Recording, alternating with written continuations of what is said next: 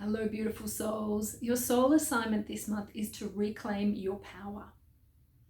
At this time we have an incredible opportunity for liberation, particularly around our power, our inner power.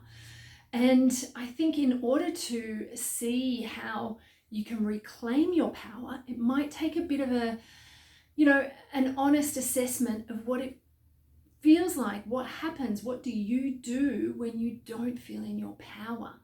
And very often, a lot of the time, we'll be sacrificing a part of our true nature. We'll be, dismissing a part of our truth in order to gain validation outside of ourselves, or in order to please others, or in order to gain that love, or to avoid conflict or avoid pain. And so by looking at where you give over your power, or potentially even where you overpower others, so where that balance of power is not in balance, will give you an indicator of where you can take steps to start reclaiming your power. And really a big part of this is also asking, what does power mean to you? Because it's going to mean different things to different people. And as soon as you get clear on that, you're going to see where you can reclaim your power more, or where you're giving your power away to others.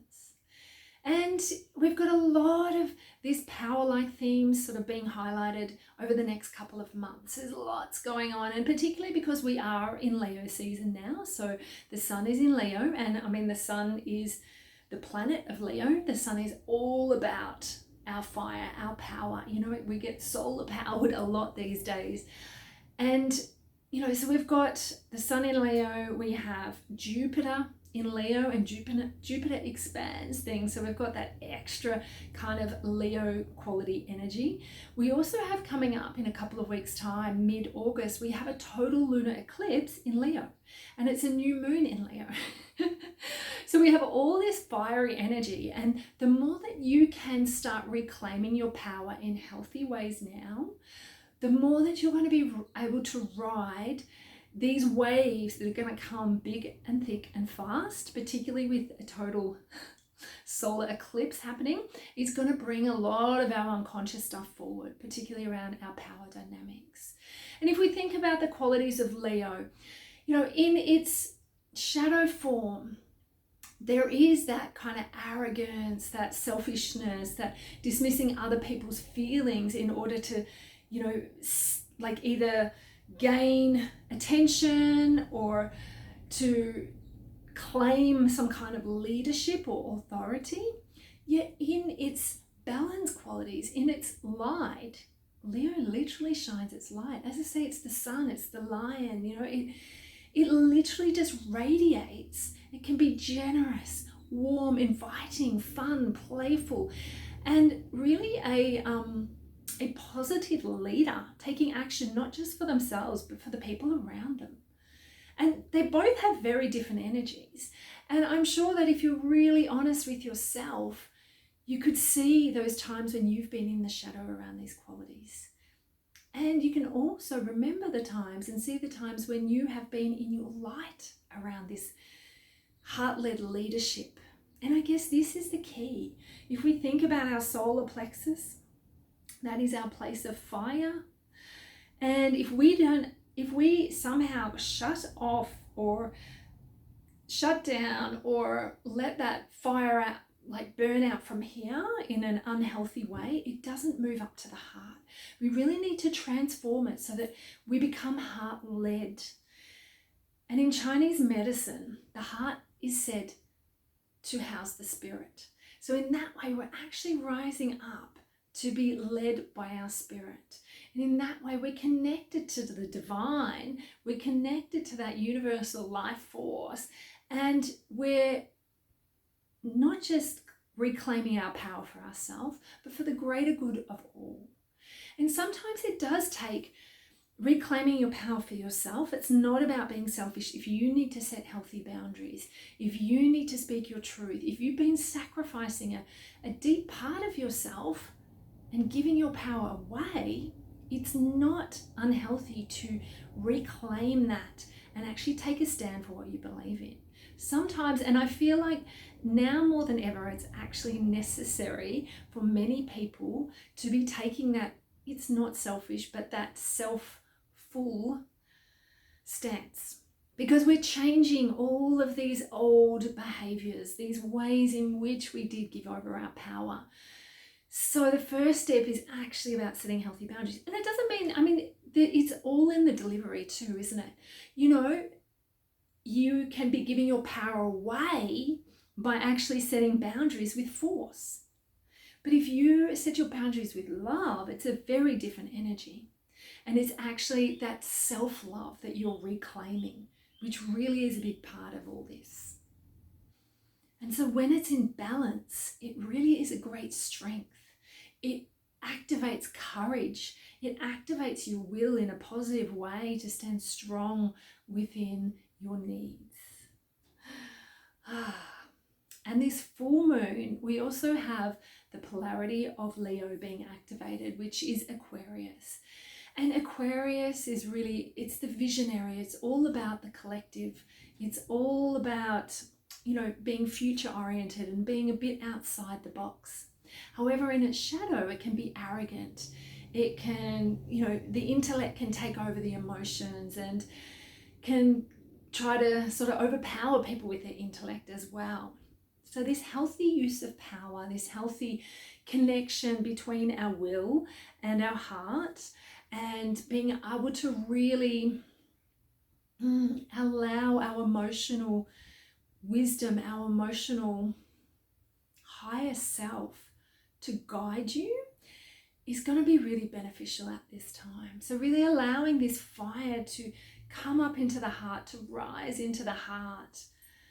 The other thing in Chinese medicine is that the heart is said to be like the emperor of the governor, the emperor of the entire village. And I mean, if we think of an emperor, in its highest qualities, it would be a wise old person who is there, again, for the greater good of all. So if we can remember that in our balance of power, that we allow our heart to be activated, to let that power, that passion, that inspiration rise up, rather than the force come out to take over and grasp and grab and, use that power in unhealthy ways. As I say, they're very different energies. So what can you do this month to reclaim your power? What ways do you need to really honor that sense of power that's calling to be heard from you? And again, really looking at, what does power mean to you? And how have you been giving your power away? How can you choose a more empowered way of being that serves not just you, but also the whole? I mean, what will you choose? How will you choose differently? For many, this will be a time of an ego death. However, this is a much needed transformation that's actually coming to humanity. And we may even see this on the larger scale, like on the public scale. So keep an eye out for that. We're talking collective energies here. And while I refer to you on a personal level within this collective, you might just see playing out in the collective, in that public stage. Leo is very much about wanting the attention as well. So you might very much see in that public stage public figures and how they use wisely or abuse their power. And so what is really calling you from the heart? I've talked about it in the past couple of months. We have been breaking down old ways, and what this is leading us towards is something new. As I say, it's an opportunity for liberation at the moment. And perhaps you're getting clearer on what it is you're choosing and what you're moving towards. And perhaps that's not quite clear for you, but as a state of being, you're clear on which direction you want to lead. So, keep allowing your heart to guide you and trust that the universe is taking you exactly in the direction that you need to go. Be courageous, step out of your comfort zone and follow your joy and your passion. Follow your heart. You can't go wrong. And so the practice we've got this month is quite simple, actually. I'm going to invite you to tune into your solar plexus. So as I said, the solar plexus, the chakra here, that's, just above the belly button, is our place of personal power. and it's said to be the element of fire. So if you just imagine, tune into your inner fire for a moment, and does that feel vibrant? Does it feel like embers? Is it just smoke? Like, are you allowing that part of your being to be enlivened at the moment? Or is it a kind of powerful force that's raging inside and needs to be dispersed? There are so many forms of power, and we know that fire can burn, but it can also transform. It can also create new growth. So just tuning into your inner fire at this place, tuning into your solar plexus. You may even like to I invite you to do 2 fingers, because we'll work with an acupoint here that's halfway between the belly button and the top, like the base, the top of the base, the last rib. So halfway between. So basically, halfway between here and the belly, using your 2 fingers. And just tuning into this point for a moment. And it's something you can do as you're driving, if you're driving, but just really taking a moment to tune into this place of your inner fire, of your inner power, and just noticing its state. And noticing what happens when you bring your attention through these 2 fingers, because we're activating this acupoint here that's actually going to increase the electromagnetic flow. And in doing so, the body is very wise. So if it's overpowered, that will balance the power. If it's underpowered, that will increase the power. The body's incredibly wise when we know where to go to support it, when we listen to what it needs to. Part of that is about being in your power. And I guess that's the beauty of being in your power, is that you are honoring this inner sense of self that's actually calling out to be heard in some way. So just allowing yourself to tune into this point, into your inner being, into your inner fire. And I invite you, as you go through your days in the coming days, weeks, months, especially during eclipse season, just watch. It's going to be high voltage energy. There's going to be, it's going to be very fired up over the next couple of months as we pass through the eclipses. And I guess this will just support you to stay true to yourself, which is a big part of staying in your power, where you're not allowing the forces to override you. And it doesn't mean that you're not going to have emotion. You'll have emotional waves. That's really, it's an important part. Like the tides come and go, the moon cycles come and go. We have these emotional waves. But are you going to react to them, or are you going to respond? And I guess this is where, when we stand in our power, when we're able to reclaim our power, we can respond, and we can respond in a heart-led way rather than just reacting and using that force and that unhealthy power. So next I'm going to invite you to take your other 2 fingers, not if you're driving, and the place on your midline between your nipples, and basically in the center of your chest here. Now this is the pericardium. It's a pericardium point, and it's a very potent point that links to the pericardium. And the pericardium is the protective muscle that sits around the heart. And I guess if we have experienced times where we've closed our heart down, it's usually the pericardium acting on our part, is going, stay away, is going, I'm going to tighten this, I'm going to protect this, and it's going to keep me safe. And really, I guess that's not the most effective use of our power. So I invite you to tap into your heart gently and to your pericardium, and allow your heart space to meet your finger.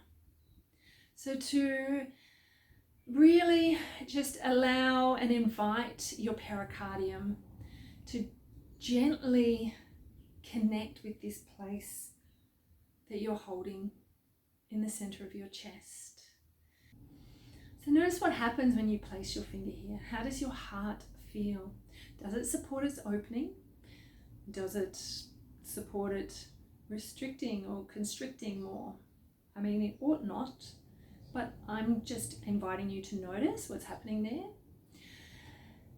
And consider, I guess, that these 2 points working as a force together, the fire, we're balancing the fire, and we're inviting the fire to healthily move up into our heart, to activate our inspiration, to activate our passion, to activate our soul and our soul-led qualities. And just taking a moment to notice how that feels, where you really invite that fire to come up through the heart. What happens in the body? What happens in your mind?